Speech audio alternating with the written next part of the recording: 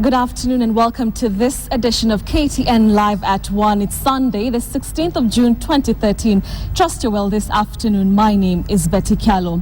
Well, we start off with unfortunate news. 7 people lost their lives yesterday evening along the Webuye Eldoret Road after the vehicle they were traveling in collided head-on with a lorry. 5 victims have been admitted at the Webuye District Hospital in critical condition. 3 people died on the spot in the 8 p.m. Saturday night accident after the pickup truck they were traveling in collided head-on with an oncoming truck. Personal effects strewn all over and the wreckage of one of the vehicles describing the degree of impact. 4 more people are said to have died on arrival at the hospital. Ilikuwa inaepa trailer na kumbe kari ndoko nayo yuko nyuma inakuja. Ikalazimisha ishike hiyo. According to Bungoma East OCPD, the driver of the truck lost control while he tried to avoid hitting a trailer from the back. Na mimi nataka kutoa onyo kwa waendeshaji magari wote. Wakati wanaendesha magari wao waangalifu, hasa wakati wana overtake. Waangalie barabara iko clear ni wa overtake. 5 people are currently receiving treatment at the Webuye District Hospital, with 4 of them having undergone surgery overnight. At least 1,500 people have died as a result of road carnage since the year started. This is already half of all accidents recorded in the year 2012. The traffic department has blamed careless driving and speeding as the main causes of these deaths on our road. To politics now, a section of leaders from Ukambani now say that Kathy Kilonzo will vie for the Senate seat that was held by her late father, Mutula Kilonzo. The leaders, who include Machakos County Senator Johnston Withama and MPs Daniel Manzo, Kisoi Munyao, Richard Makenga, Stephen Mule and Katadha Maweo, endorsed Kathy's candidature. Speaking in Makueni, the leaders say Kathy will vie for the seat on a court ticket. Kathy had dropped her bid for the seat after her stepmother declared interest in it, saying it would be a curse for her to compete against her mother. Nataka kutangazia taifa nzima la Kenya kwamba sisi ni sungura ya changa, na wale walikuwa gawanya jamii ya Wakamba na wakajaribu wakafaulu.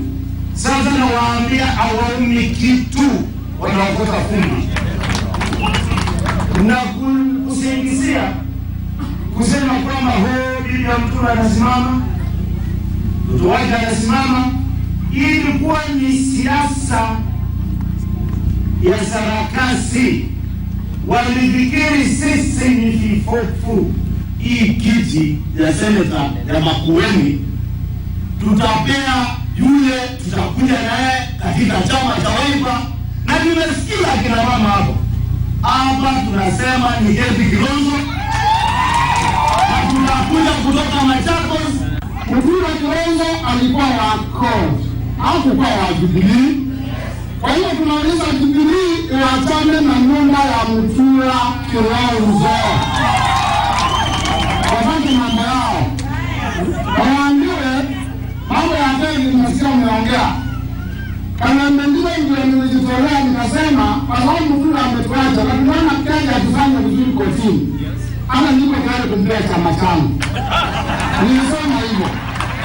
Kwa hiyo mimi naona hapa akija na chama gani mradi wao kwa court, sisi tunamuunga mkono. Msimamo wa timu ni Kathy Kilonzo. Now, the desire to know how to read and write has driven Morans in Samburu East back to class. However, to avoid the embarrassment of being seen going back to class by their juniors, the Morans wait for normal schooling hours to lapse before dashing to class to get an education. Well, here's the story. It is 1 p.m. Time for nursery pupils at Lentanai Primary School in Samburu East to go home. They are the young ones privileged to access education in this nomadic community. As they make their way home from a distance, elders Morans peep to ensure the young pupils are all gone. They then make their way to this class.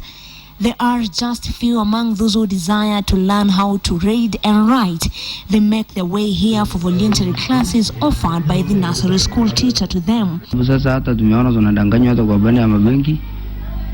Hata ukifanya biashara hatujui kufanya, kwa sababu sasa hata hatujui mahesabu.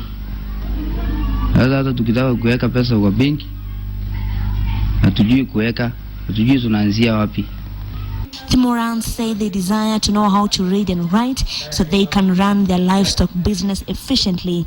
They say they did not get the privilege to go to school when they were children. They admit they are embarrassed and they do not want the nursery children to support them in school. They now want the government to assist and install solar panels in schools in the area so they can learn at night when the young ones are at home.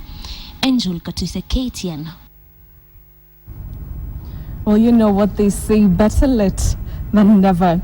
Moving on, a row is simmering between the Tana River County government and the national government over the proposed multi-billion shillings irrigation project at Galana Agriculture Development Corporation Ranch in Tana River County. While speaking during a meeting with other leaders, Tana River County Governor Hussein Dado said the residents are not in agreement with the plan since the county government, which is the custodian of the land, was not involved before the national government advertised for the tenders.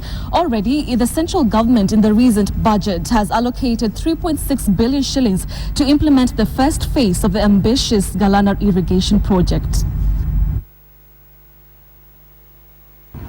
I think some of you have seen is it the Ministry of Agriculture advertising that they have 1 million acres of land in Tana River, which is being CPI'd by ADC and the NIB and all cohorts of them, for everybody to show interest. We are telling them, no, there is no such land. If it is there, it will be there first for the benefit of the county of Tana River and also Kilifi. I want to go on record. It is wrong what they have done. The county government is in place, and agriculture is fully devolved. Why should somebody sit in Nairobi and start calling for bidders and prostituting with our land? So that is the first action we are going to take by saying no, and if we are going to go to court, we will go to court over that. Let's cross over to Nyanza region now, and the Legio Maria religious movement that began through the efforts of an obscure religious instructor by the name Simeo Lodvicus Melchior Ondeto continues to draw thousands of followers with a presence that extends beyond East Africa into Ethiopia and the DRC. It is a cult-like following that has left many puzzled. KTN's Fredo visited the movement's headquarters at Gotquer in Migori County and brings us the fascinating story of a syncretic brand of Catholicism Africanized through the efforts of the Luo community. At 90 years of age, Cardinal Joseph Award has probably seen more than his fair share of life and death, love and hate. 6 years after fighting for the colonial government in the Second World War and returning home unscathed, his primary concern was his young family, his job, and being a good Catholic. And then he met the Messiah. Japuonj moro biro ma oa malo en Sagegi e Ilango. Nito owacho jomotho manie mach gi joma nie polo. To owacho ni en ng'ama ochiero kuom jomotho. Kore mono miyo naringo piyo piyo ni to ng'ama ochiero kuom jomotho ni ochalo nade. The young Award came face to face with the charismatic Ondeto and took a turn that would inject more adventure into his life than any battlefield he had ever stepped on.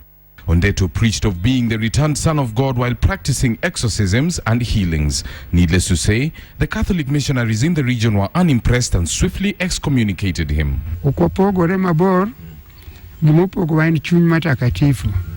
Kicho jo Catholic okuyie chuny matakatifu.